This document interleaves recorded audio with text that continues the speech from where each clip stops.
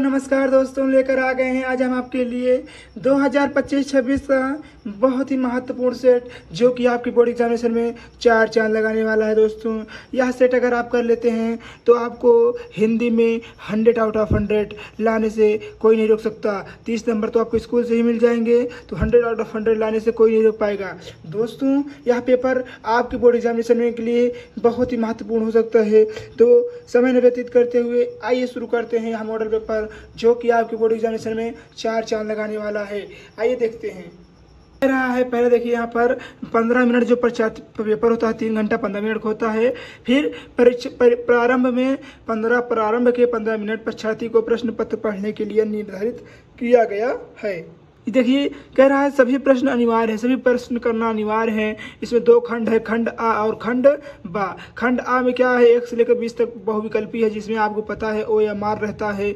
OMR करना रहता है, एक क्वेश्चन 1 नंबर का रहता है। दोस्तों यह OMR आपको 2 पेनों से भरना रहता है, एक हमारे पास कह सकते हैं काले से और एक नीले बॉयल पेन से। किसने कौन कौन से पेन से, तो एक काले बॉयल पेन से, एक नीले बॉयल पेन से। प्रत्येक प्रश्न अंक उसके सामने निर्धारित है। जैसे मान लीजिए कोई क्वेश्चन है, इसका अंक 2 नंबर का है तो यहाँ इसका अंक निर्धारित रहेगा। ठीक है। देखिए खंड बा में 50 अंक के वर्णात्मक प्रश्न हैं और कह सकते हैं खंड बा में सभी प्रश्न करना अनिवार्य है। देखिए दोस्तों इसी प्रकार आपको यह पूरा देख लेना है ऊपर का, क्योंकि इसमें सब जो हमारी पेपर को करने के बारे में बताया रहता है। आइए समय न व्यतीत करते हुए शुरू करते हैं क्वेश्चन नंबर 1 से, जो कि आपके खंड आ में है। ये देखते हैं खंड आ क्या कह रहा है। रस मीमांसा के लेखक कौन है? रा हजारी प्रसाद द्विवेदी जी हैं, हमारे आचार्य रामचंद्र शुक्ल जी हैं और रामवृक्ष बेनीपुरी हैं, जयशंकर प्रसाद हैं। तो हम आपको बता दें दोस्तों, जो रस मीमांसा है वो हमारे आचार्य रामचंद्र शुक्ल जी की हैं कहानी है। जो हमारे आचार्य रामचंद्र शुक्ल जी हैं इसी कहानी के लेखक हैं। क्या भूलूं क्या याद करूँ, रचनाकार कौन है? डॉक्टर राजेंद्र प्रसाद। क्या हजारी प्रसाद हैं? रामविलास वर्मा हैं, हरिवंश राय बच्चन जी हैं। तो इसमें से चारों में से जो आंसर सही रहेगा दोस्तों उसे आप कमेंट में करना बताना नहीं भूलिएगा। अगर दोस्तों आपको इसका सोल्यूशन चाहिए तो आप कमेंट कर दीजिए, सर सोल्यूशन लाइए, हम आपको इसका सोल्यूशन अवश्य करवाएंगे। आइए देखते हैं क्वेश्चन नंबर 3। प्रेमचंद्र प्रसिद्ध हैं कहानीकार के लिए, कवि के रूप में, आलोचक के रूप में, निबंधकार के रूप में। तो आपको पता है दोस्तों जो प्रेमचंद हैं किस लिए प्रसिद्ध हैं, तो इसका आंसर आप कमेंट में बताएंगे। ठीक है दोस्तों, अगर आपको नहीं आएगा तो कमेंट कर दीजिएगा, सारा का सारा आंसर हम आपको लेकर जरूर आएंगे।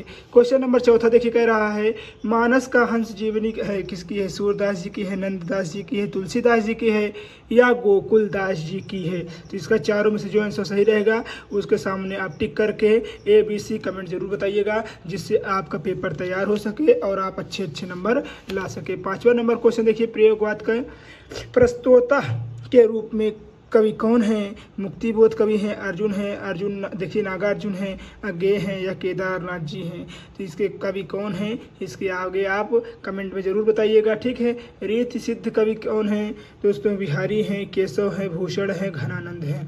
तो रीति सिद्ध कवि कौन है इसके आगे भी आप कमेंट में बताना नहीं भूलिएगा, जो कि यह भी क्वेश्चन बहुत ही महत्वपूर्ण है।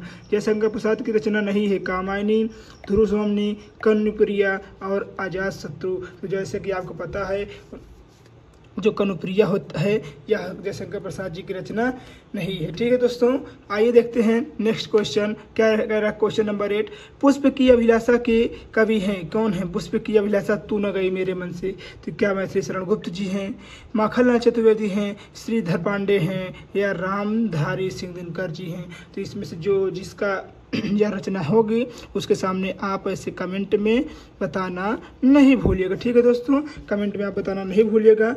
उसी प्रकार देखिए 9वां नंबर क्वेश्चन देखिए क्या कह रहा है।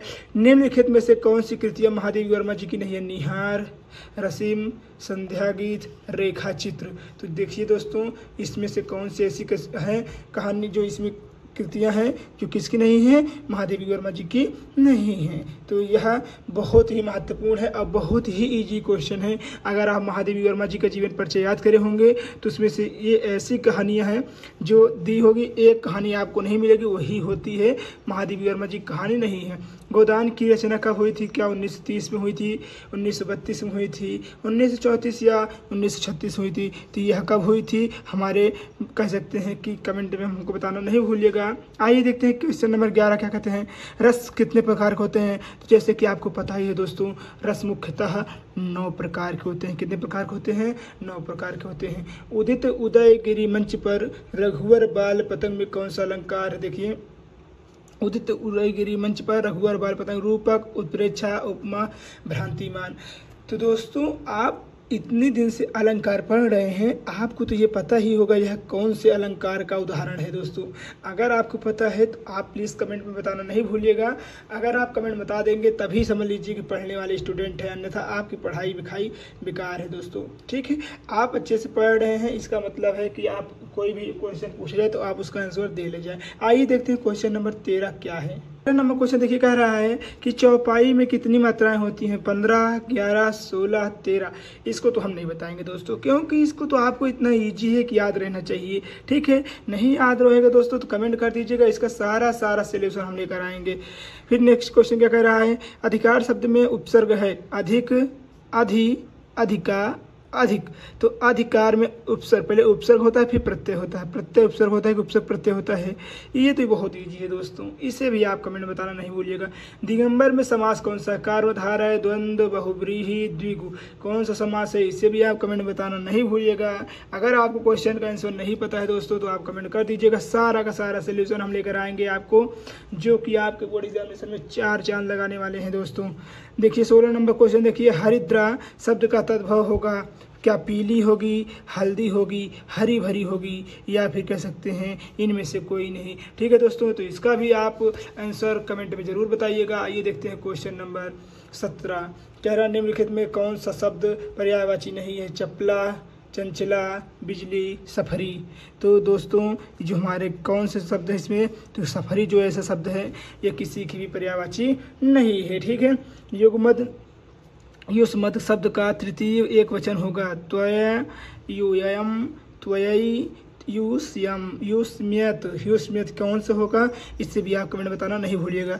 वह लिखेगा में प्रधानता किसकी है? भाववाच्य की है, कर्तवाच्य की है, वाच्य की है, या कर्मवाच्य की है? इसे भी आप कमेंट बताना नहीं भूलिएगा। आइए देखते हैं, दीर्घायु रहे, आप दीर्घायु रहें किस प्रकार का शब्द है? इच्छार्थ है, आज्ञार्थ है, साधारण अर्थ है, मिश्रित वाक्य है। तो आप दीर्घायु रहे तो ये हमारी इच्छा से ही निकलता है ना, तो ये हमारी क्या होता है? इच्छा से ही निकलता है। तो हमारा पहला क्वेश्चन सही हो जाएगा। आइए देखते हैं खंड ब क्वेश्चन, जो कि हमारे बोर्ड। आइए देखते हैं दोस्तों, खंड ब का प्रश्न पहला क्या कह रहा है, निम्नलिखित गद्यांश पर आधारित दिए गए प्रश्नों के उत्तर दीजिए। आइए देखते हैं क्वेश्चन क्या कह रहा है कि आज विज्ञान मनुष्य के हाथों में अद्भुत और अतुल्य शक्ति दे रहा है। उनका प्रयोग एक व्यक्ति और समूह के उत्कर्ष दूसरे व्यक्ति के समूह गिराने से होती रही। इसी प्रकार से आपका क्या दिया रहेगा दोस्तों? इसी प्रकार से आपका गद्यांश दिया रहेगा, जो कि 4 से 5 लाइनों में दिया रहेगा, और उसके आपको 3 या 5 क्वेश्चन दिए रहेंगे। पहला क्वेश्चन कितना रहेगा? तो दोस्तों, एक क्वेश्चन आपका 2 नंबर का रहेगा, अर्थात 3 क्वेश्चन है, 2 और 2 बोले तो 6 नंबर का क्वेश्चन रहेगा। यह क्वेश्चन 6 नंबर का रहेगा। पहले क्या कह रहा है, उपयुक्त गद्यांश का संदर्भ लिखिए। तो आप लिखेंगे प्रस्तुत पद्यांश खंड काव्य के जो चैप्टर से लिया गया हो, मनुष्य विज्ञान चैप्टर से जैसे मान लीजिए लिया गया है, तो मनुष्य और विज्ञान चैप्टर से लिया गया, इसका रचयिताकार ये हैं, इसको डाल दीजिएगा, आपको मिल जाएंगे पूरे के पूरे दोस्तों 2 नंबर। ठीक है, उसी प्रकार दूसरा क्वेश्चन कह रहा है रेखांकित अंश की व्याख्या करिए। तो यहाँ देखिए, जिसके नीचे अंडरलाइन है, जैसे नैतिक अंकुश के बिना शक्तिमानों के लिए हितकार नहीं होती, वह नैतिक अंकुश चेतना या भावना ही दे सकती है। तो इसका आप अगर व्याख्या कर देते हैं तो आपको मिल जाएंगे पूरे 2 नंबर दोस्तों। फिर नेक्स्ट देखिए क्या कह रहा है क्वेश्चन, कह रहा है कि नैतिक अंकुश का तात्पर्य लिखिए। नैतिक अंकुश का तात्पर्य लिखिए। नैतिक जो होता है, नैतिक अंकुर होता है, अंकुश होता है, उसका क्या तात्पर्य होता है, इसका तात्पर्य लिखेंगे तो आपको मिल जाएंगे पूरे के पूरे 2 नंबर। आइए देखते हैं, अगर ये क्वेश्चन आपको नहीं आ रहा है तो यहाँ देखिए अथवा में भी दिया गया है। आइए देखते हैं अथवा वाला क्वेश्चन।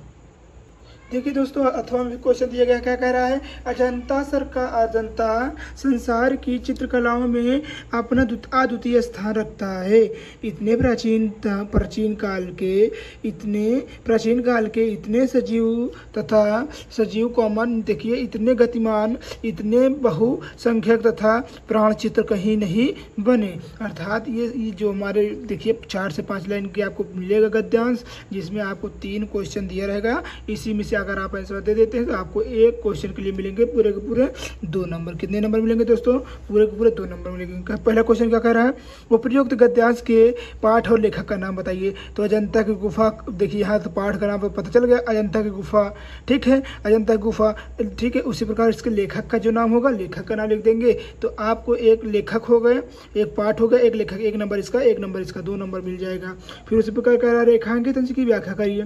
तो देखिए जहाँ तक अंडरलाइन है इसकी आप व्याख्या कर देते हैं दोस्तों। तो व्याख्या कैसे करना है तो इसको सब हम लेकर आएंगे आपके लिए, आप चिंता नहीं करिएगा दोस्तों, ठीक है। आप बस पढ़ लीजिए और पढ़ाई के आप फोकस करिए, बाकी ये सब आंसर हम आपको करवा देंगे बहुत ही जल्द। आप बस कमेंट कर दीजिएगा सर हमको ये सब करवा दीजिए, पूरी व्याख्या हम आपको करवा देंगे। अगर आप व्याख्या कर देते हैं तो आपको मिल जाएंगे 2 नंबर।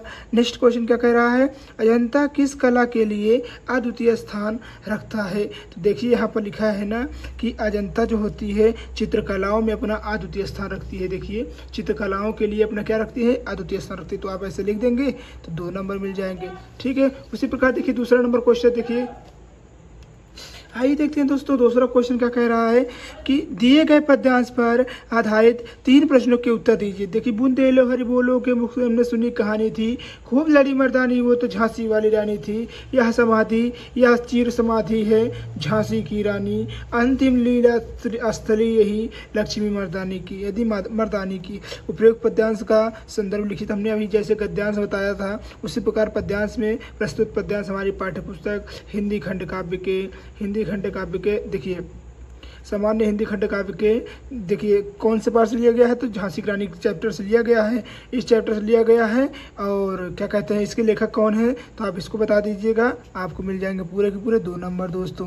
उसी प्रकार रेखांकित अंश की व्याख्या देखिए, यहाँ देखिए यह समाधि यह चिर समाधि, तो इसकी आप यहाँ से लेकर यहाँ तक व्याख्या कर देंगे तो आपको मिल जाएंगे पूरे के पूरे दोस्तों 2 नंबर। अगर आप नहीं कर पाएंगे तो कमेंट कर दीजिएगा, पूरा का पूरा सोल्यूशन हम आपके लिए लेकर आएंगे। झांसी की रानी कविता के रचनाकार कौन है, तो जो रचनाकार होंगे दोस्तों इसे आप कमेंट में बताना नहीं भूलिएगा। अगर आप ये क्वेश्चन ये नहीं आ रहा है तो यहाँ देखिए अथवा भी दिया गया है, अथवा में भी आप लिख सकते हैं, जैसे अथवा भी आप कर सकते हैं जैसे क्या देखिए, शीश जटा उर बाहु विशाल बिलोचन लाल तिरछी सी भाव है तनु। देखिए इसी प्रकार आपको दिया रहेगा 4 से 5 लाइन पद्यांश और आपको देखिए 3 क्वेश्चन दिया रहेगा, इसी में से आप क्वेश्चन छाट के लिख देते हैं तो आपको मिल जाएंगे पूरे के पूरे दोस्तों कितने नंबर, पूरे के पूरे 6 नंबर मिल जाएंगे। कितने मिल जाएंगे, 6 नंबर मिल जाएंगे। समय न व्यतीत करते हुए आइए देखते हैं क्वेश्चन नंबर 3 क्या कह रहा है, कह रहा निम्नलिखित संस्कृत गद्यांश का संदर्भ करिए। देखिए अब इसका संदर्भ करना है और हिंदी में अनुवाद भी करना है। संदर्भ करेंगे तो आपको मिलेगा 2 नंबर, अनुवाद करेंगे 3 नंबर, ये नहीं बोले तो 5 नंबर आपको मिल जाएंगे। जैसे ऐसा कर्मवीराणम संस्कृतः कुर्व नेत्रवे कर्माणि जीजीविक्षेत्रम स्मः इति संस्यः। देखिए इसी प्रकार से आपको दिया रहेगा। अगर आप इसका अनुवाद कर देते हैं और पहले से संदर्भ लिखेंगे, पहले क्या लिखेंगे, पहले तो संदर्भ लिखेंगे, संदर्भ कर देंगे तो आपको मिलेगा 2 नंबर और इसका हिंदी में अनुवाद आप कर देंगे दोस्तों तो आपको मिलेगा 3 नंबर, ठीक है। उसी प्रकार यहाँ देखिए अथवम भी, यहाँ देखिए ये नहीं आ रहा तो ये आ जाएगा, देखिए तत्सर्वम अस्माकम अंतरिम कहा विषय, तो ये भी आप अगर कर देंगे तो आपको मिल जाएगा पूरे के पूरे 5 नंबर, ठीक है। आइए देखते हैं क्वेश्चन नंबर 4 क्या कह रहा है दोस्तों, कह रहा है कि दिए गए श्लोकों में से किसी एक श्लोक का संदर्भ लिखिए, क्या कहे और हिंदी में अनुवाद करिए। तो कह रहा है मानव हित्वम प्रियो भवति क्रोधम हित्वा न सोचति कामम हित्वा अर्थान भवति लोभम हित्वा सुखी भवेत। आप इसका संदर्भ करेंगे, संदर्भ के साथ साथ अनुवाद कर देंगे तो आपको मिल जाएंगे पूरे के पूरे दोस्तों 5 नंबर, ठीक है। उसी प्रकार देखिएगा ये नहीं आ रहा तो यहाँ भी देखिए अथम दिया है, रे रे चातिका सावधानवांसा मित्रम चरणम तुर्यताम अब अम्भोध बहुए ही संति गर्गने सर्वव्यापी नैता दृश्यम। मतलब इसका आप अगर कर देते हैं, क्या कर देते हैं दोस्तों, संदर्भ और अनुवाद कर देते हैं तो आपको मिल जाएंगे पूरे के पूरे 5 नंबर। ठीक है, आइए देखते हैं दोस्तों क्वेश्चन नंबर 5।